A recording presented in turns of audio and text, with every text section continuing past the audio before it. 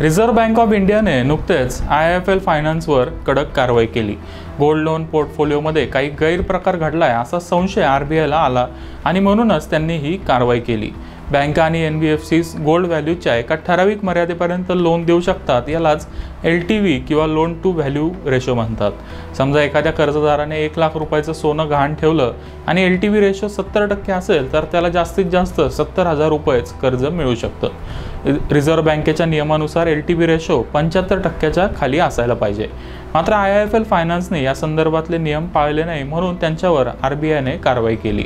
आपलं उत्पन्न वाढावं आणि स्पर्धकांच्या तुलनेत अधिक वेगाने आपला व्यवसाय वाढावा असं प्रत्येक कंपनीला वाटत असतं। मात्र यासाठी जर कंपन्यांनी नियम मोडले तर रिझर्व्ह बँक त्यांच्यावर कारवाई करते। बँकिंग सेक्टर अर्थव्यवस्थेसाठी अतिशय महत्त्वाचा आहे, त्यातच अनेक बँका आणि NBFC एकमेकांबरोबर व्यवसाय करतात। एखादी बँक किंवा NBFC अडचणीत आली तर त्याची झळ संपूर्ण व्यवस्थेला बसू शकते। एखादी लहान चूक संपूर्ण बँकिंग सेक्टर आणि पर्यायाने अर्थव्यवस्थेला अडचणीत आणू शकते। म्हणूनच रिझर्व्ह बँक लोन संदर्भातल्या नियमांसंदर्भात अतिशय सिरियस आहे। IIFL फायनान्सने गैरप्रकार केला म्हणून RBIने नवीन गोल्ड लोन देण्यावर त्यांच्यावर पूर्णपणे बंदी घातली आहे। गोल्ड लोन हा भारतात लोनचा अतिशय लोकप्रिय प्रकार आहे। भारतातल्या अनेक कुटुंबांकडे सोनं असतं। मागच्या काही दिवसात सोन्याच्या किमतींमध्ये खूप मोठी वाढ झाली आहे। या गुंतवणुकीवर महागाईपेक्षा जास्त रिटर्न मिळतो आणि तुलनेने कमी चढ उतार होतात, म्हणून सोनं खरेदीचं प्रमाण सातत्याने वाढलंय। सोनं खरेदी करून आपल्याला वेल्थ क्रिएट करता येते, त्यासोबतच अडचणीच्या काळात हे सोनं आपल्या मदतीला धावून येतं। सोन्यामध्ये लिक्विडिटी आहे, त्यामुळे आपण कधीही दुकानात जाऊन पाहिजे तेवढं सोनं विकून भांडवल जमा करू शकतो। मात्र सोनं विकण्यामध्ये आपलं 2 प्रकारे नुकसान होतं। समजा आत्ता सोन्याचा रेट चालू आहे 65,000 रुपये प्रति तोळा आणि आपल्याला पैशाची गरज आहे, म्हणून आपण सोनं विकलं आणि नंतर पुढच्या 1 वर्षात सोन्याचा रेट 75,000 रुपयाच्या वर गेला तर आपल्याला प्रति तोळा 10,000 रुपयाचा फटका बसेल। सोनं विकण्यामध्ये दुसरी अडचण आहे, ती म्हणजे मेकिंग चार्जेसची।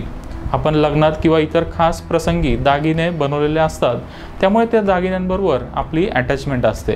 तसेच दागिन्यांच्या खरेदीवर आपण 15 ते 30% मजुरी भरलेली असते। दागिने मोडून पुन्हा ते करायला गेलो तर पुन्हा मेकिंग चार्जेस आणि GST भरावा लागेल। म्हणूनच लोक सोनं विकण्यापेक्षा त्यावर कर्ज घेणं पसंत करतात। गोल्ड लोन हे सिक्युअर्ड लोन आहे, तसेच यामध्ये लिक्विडिटी बऱ्यापैकी आहे। त्यामुळे काही सरकारी बँका होम लोनपेक्षा कमी व्याजदराने गोल्ड लोन देतात। बाजारात केवळ गोल्ड लोनचा व्यवसाय करणाऱ्या काही NBFC आहेत। यामध्ये IIFL फायनान्स, मन्नप्पुरम आणि मुथूट फायनान्स सारख्या NBFCsचा समावेश आहे। बँकांपेक्षा या कंपन्यांचा व्याजदर जास्त असतो, त्यामुळे ग्राहकांना आपल्याकडे खेचण्यासाठी या कंपन्या जास्त लोन देतात। तेवढ्याच सोन्यावर जास्त रक्कम मिळते, म्हणून लोक जास्त व्याजदर द्यायला तयार होतात।